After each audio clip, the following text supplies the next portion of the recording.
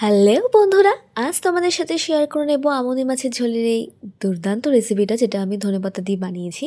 প্রথমে আমুদি মাছগুলোকে লবণ আর হলুদে ম্যারিনেট করে নিয়ে এক এক করে ভেজে নেব। মাছগুলো ভাজা হয়ে গেলেই ওই তেলের মধ্যেই দিয়ে দিচ্ছি কালো জিরে ফোড়নে।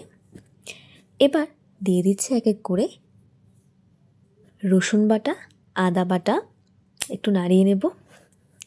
তারপর দিয়ে দিচ্ছি পেঁয়াজ কুচি। পেঁয়াজটা হালকা একটু ফ্রাই করে নেব। তারপর দিয়ে দিচ্ছি শুকনো লঙ্কা, 3টে শুকনো লঙ্কা দিয়েছি এখানে, আর একটা টমেটো কুচি। এবার একটা মশলা বানিয়ে নিচ্ছি। জিরে গুঁড়ো, ধনে গুঁড়ো, লঙ্কার গুঁড়ো পরিমাণ মতন দিয়ে তারপর জল দিয়ে গুলিয়ে সেই মশলাটা দিয়ে দিচ্ছি কড়াইতে।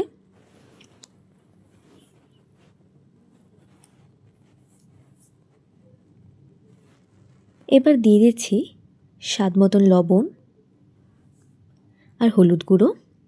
মশলাটাকে খুব ভালো করে কষিয়ে নেব। দিয়ে দিচ্ছি 1 চামচ চিনি। মশলাটা ভালো করে কষানো হয়ে গেলে মশলা থেকে তেল ছেড়ে দিলেই দিয়ে দিচ্ছি পরিমাণ মতন জল। এবার গ্যাসটাকে হাই ফ্লেমে রেখে রান্না করে নেব। ঝোলটা ফুটে আসলেই দিয়ে দিচ্ছি ভেজে রাখা মাছগুলো, দিয়ে আবারও 2 থেকে 3 মিনিট রান্না করে নেব। নামানোর আগেই দিয়ে দিচ্ছি ধনেপাতা কুচি। 2 মিনিটের মতন রেখেই দিলেই কিন্তু তৈরি হয়ে যাবে ধনেপাতা দিয়ে আমুদি মাছের ঝোলের এই দুর্দান্ত রেসিপিটা।